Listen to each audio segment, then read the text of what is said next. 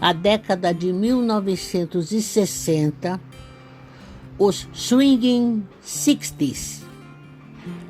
A grande revolução comportamental do mundo moderno deu-se mesmo na década de 1960.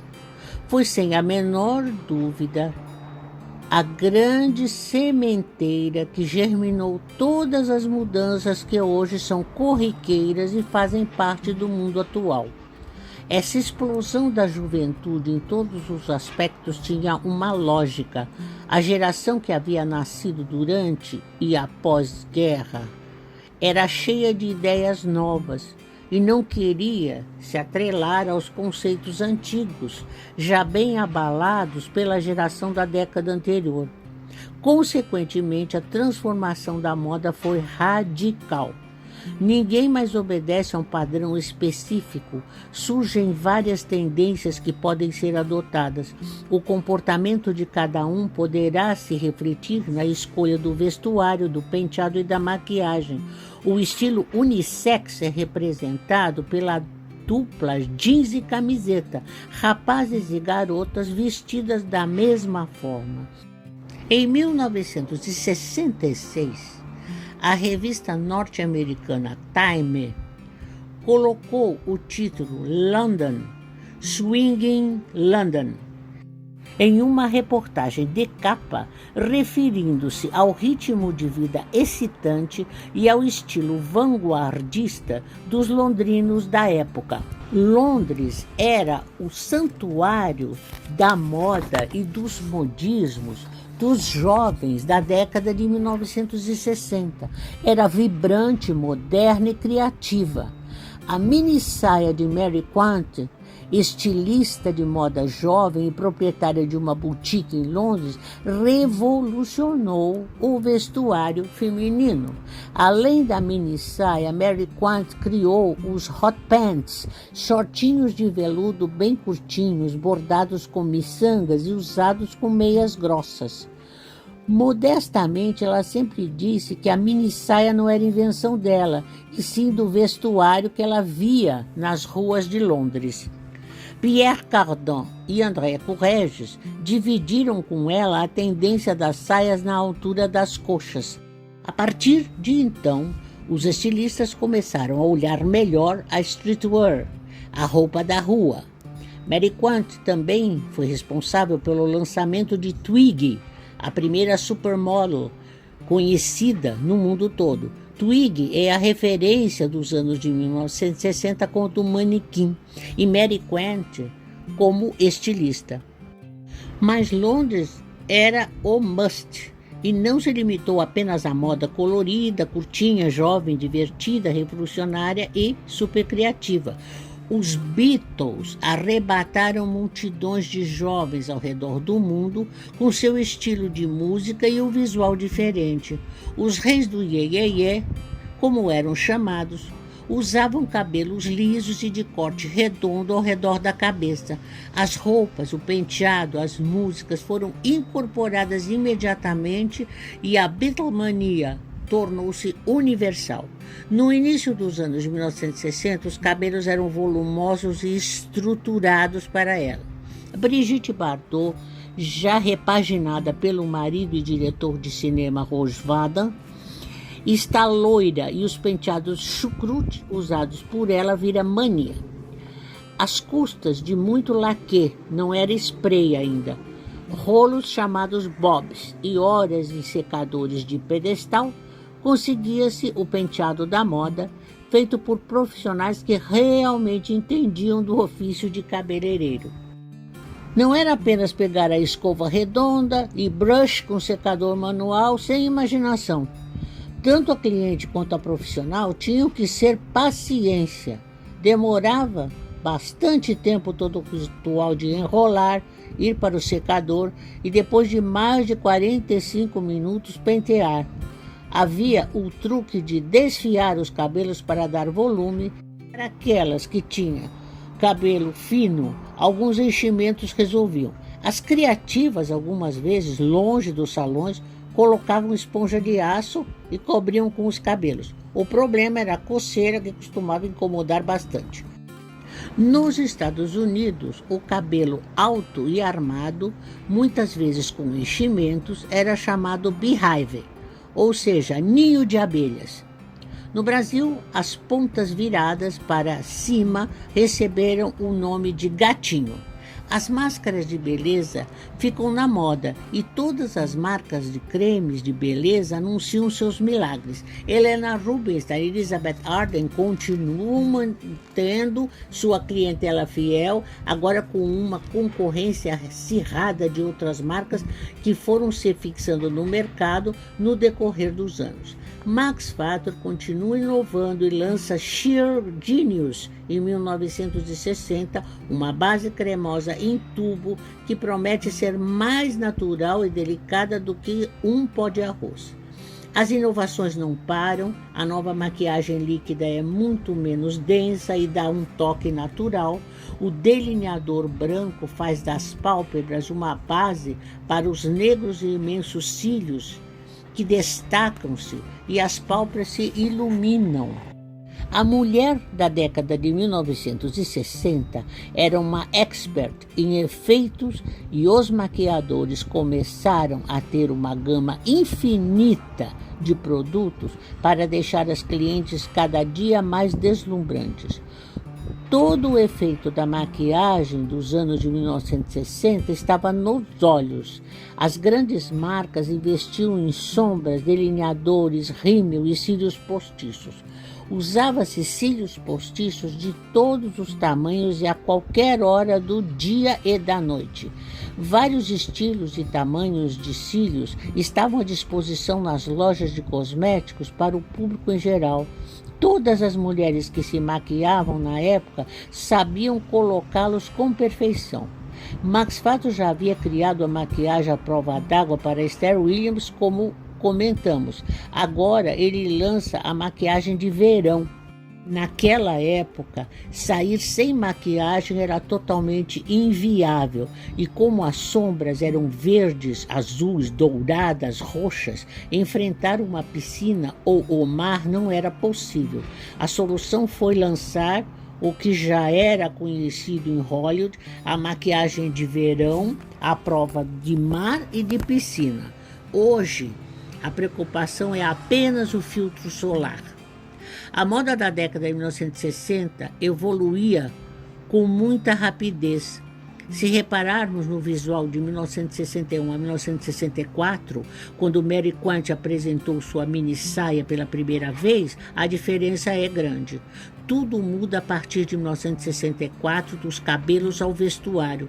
E para que os olhos superproduzidos fossem o foco principal do rosto, a solução foi amenizar dos batons. Nada mais de escarlates. A moda agora é tom rosa pálido e bege claro. Na mesma direção foram os esmaltes de unha, clarearam e se tornaram brancos, como os delineadores. Esses esmaltes demoravam uma década para secar. Mais de uma hora após, ainda marcavam se tocassem alguma coisa. Não havia esmalte de secagem rápida e os claros pareciam ser muito mais lentos que os escuros. Em 1967, o tom prateado, dourado e cobre e os esmaltes com tons metálicos entram na moda. Em 1962, Yves Saint Laurent abre sua Maison. Suas criações frequentemente usavam motivos étnicos como inspiração, mas em 1965 ele se inspirou nas artes plásticas e em Piet Mondrian para tema de suas coleções. Hoje, Saint Laurent faz parte da história da moda. Falecido em 2008, Laurent se tornou um nome único na alta costura, um mito e um ícone. Rudi Gendreich, um homem fora de seu tempo, certamente tinha uma visão bem mais ampla do que iria acontecer 40 anos depois, criou o maiô topless ou monokini e a blusa transparente sem sutiã. Foi um escândalo. Esse designer e estilista ficou famoso por isso, mas na realidade era um talentoso profissional que fez de seus modelos com fendas assunto das discussões mais acirradas. Muito talentoso, tinha Peggy Moffitt como modelo para suas criações, e essa jovem, ao lado do marido, o fotógrafo William Claxton, revolucionaram o editorial de moda. Todos falam de Twiggy, mas Peggy foi um modelo à parte.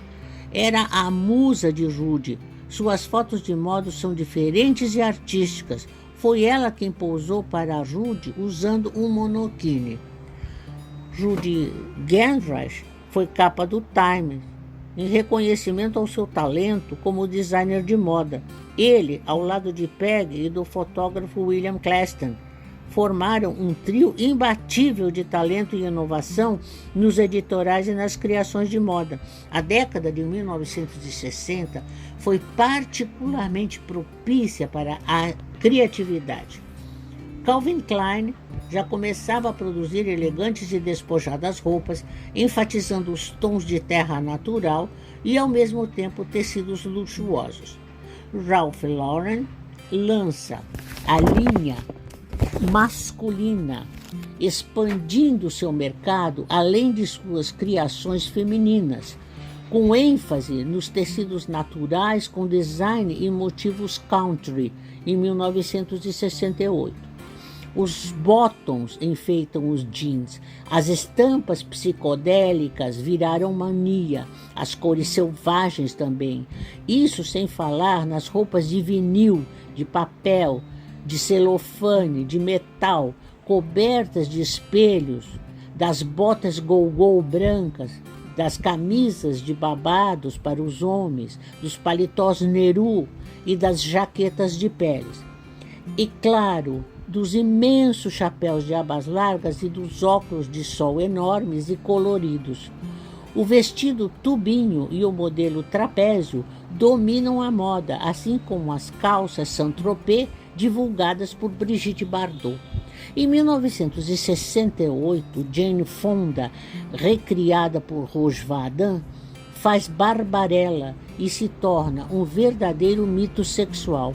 Algumas mulheres adotam o penteado. O figurino do filme era de Paco Rabanne. Pierre Cardin é o primeiro estilista a licenciar seu nome para vários produtos como bijuteria, isqueiros, gravatas, lenços, canetas, abotoaduras, etc. Foi o primeiro também a investir e criar o prêt-à-porter. Só mais tarde os estilistas iriam diversificar sua grife com perfumes, cremes e acessórios. Muita maquiagem e corte Vidal Sassoon. Barbara Hulanicki era uma designer polonesa de Varsóvia, radicada em Londres desde a infância. Em 1964, abriu a boutique Biba, totalmente inspirada no visual Art Nouveau. Era o templo dos artistas e jovens que buscavam maquiagens e roupas diferenciadas. As cores de sombras e batons da marca Biba vinham numa elegante embalagem negra com o nome escrito em letras douradas no estilo Art Nouveau. E eram guardadas depois de usadas porque todo mundo as adorava. Havia uma única loja em São Paulo, a Bibelô, na Rua Augusta, que vendia as disputadíssimas, raras e caras caixinhas de sombras Biba. Aliás, essa loja era o templo das jovens que queriam toda a parafernália de importados que estava na moda. Cílios, maquiagens, bases, blushes, esmaltes, spray americanos para secar o esmalte e para manter a maquiagem firme de manhã à noite, mesmo no verão. A loja vivia cheia, com toda a gama de cores, as bases líquidas, os pancakes, os blushes, as máscaras de cílio. Era impossível ficar de cara lavada. Nenhuma jovem da década de 1960, que já havia chegado aos 20 anos, ficava indiferente diante de tudo que havia ao seu dispor. As revistas colaboravam com capas e propagandas que enfatizavam os lançamentos todas as possibilidades de usar aqueles produtos. Havia uma regra para essa maquiagem no final da década de 1960. Os olhos eram evidenciados por delineador líquido, cílios postiços eram marcados por um arco marrom escuro feito no final da pálpebra, bem rente ao fundo, para dar um realce à sombra quase branca e uma profundidade ao olhar. Tudo era teatral e o jogo de sombras para a noite precisava ir matizando e se mesclando, provocando um sombreado multicolorido muito interessante. Mas os lábios ficaram muito claros, batom cremoso rosa quase branco. O blush evidenciava o rosto malar em direção à têmpora. Para completar, esmalte de unhas branco ou rosa pálido, bem cremoso, que demorava várias horas para secar completamente, já que era preciso passar mais de 2 camadas para o efeito ficar a contento. Daí o sucesso entre as brasileiras do spray secante para unhas importado dos Estados Unidos. Os cabelos altos, como o chucrute de Brigitte Bardot e o Behave, tomaram conta das cabeças femininas até 1965. Vidal Sassoon pode ser considerado o cabeleireiro da década de 1960. Em seu salão de Londres, além de ter criado o penteado dos Beatles, de Mary Quant e de Twiggy, era o cabeleireiro preferido de astros como David Bailey e Catherine Deneuve. Mia Farrow, em O Bebê de Rosemary, teve o penteado criado por ele. Morou na Califórnia até seu falecimento em 2012, aos 84 anos, milionário e famoso. Seus cortes assimétricos fizeram história, transformando Sassoon em uma referência de profissional talentoso e criativo. Vidal fez para Mary Quant uma versão dos cabelos dos Beatles, e esse penteado se tornou a marca registrada da estilista, mas não ficou restrito a ela.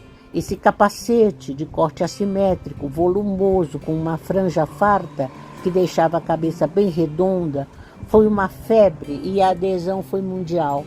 A graça estava exatamente na assimetria lateral desse corte. Um lado era mais comprido do que o outro e cortado transversalmente. Vidal Sassoon inspirou Grazia de Rossi, a cabeleireira responsável pelos penteados de Audrey Hepburn, no filme de 1966, Como Roubar $1 Milhão. Um dos acessórios mais importantes para o vestuário feminino, a meia calça, foi criada para deixar as mulheres de mini-saia mais confortáveis. Com o encurtamento dos vestidos e o sucesso dos hot pants, Mary Quant popularizou ao pedir aos fabricantes de meias que criassem alguma coisa para que as pernas femininas ficassem mais bonitas, que as mulheres não se sentissem tão vulneráveis. As primeiras foram as coloridas e depois vieram as meias transparentes, trabalhadas, etc. Foi o complemento perfeito para os tubinhos e trapézios da década de 1960. Twiggy e Mary Quant. Uma menina de 43 quilos e 1,79 m de altura, sardenta, macérrima, com poucos atrativos perto de outras manequins da época, se tornou o símbolo da manequim da década de 1960 e é considerada até hoje a primeira top model da história.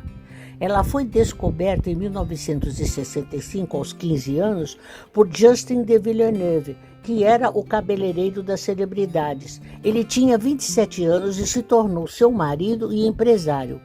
Twiggy foi eleita o rosto de 1966 pelo jornal britânico Daily Express. Twiggy, com seus cabelos curtos e lisos, transformou-se em um ícone de sua geração. É uma referência da swing in London da década de 1960. Ficou ainda mais famosa quando se tornou a manequim predileta de Mary Quant e, vestindo as criações de Quant, Teve seguidoras por todo o planeta. A fama levou seu rosto para o mundo e lançou produtos com sua grife e foi escolhida pela Yardley para sua propaganda. Os cílios dramáticos que usava venderam muito bem. Vidal Sassoon foi o criador de seu penteado, ainda que Twigg estivesse junto de Justin Villeneuve, cabeleireiro já consagrado. Mas Mary Quant foi a inspiração e os contratos milionários também. Jenny Shrimpton e Veruska eram outras duas manequins que tiveram muito êxito e fama. Foram elas, sem dúvidas, que abriram caminho para a glória das garotas que hoje viraram manequins popstar. Os homens também estavam experimentando grandes modificações no penteado. O comprimento aumenta e os cortes oferecem novos estilos. Muita gente ainda acompanhava os cabelos de Elvis Presley com aquele topete, mas os Beatles, os chamados cabeludos, comparação do corte militar usado pelos homens alguns anos antes, passaram a constituir um novo padrão a ser imitado. A história da Clinique é fascinante. Em 1967, uma entrevista da revista Vogue com o dermatologista Dr.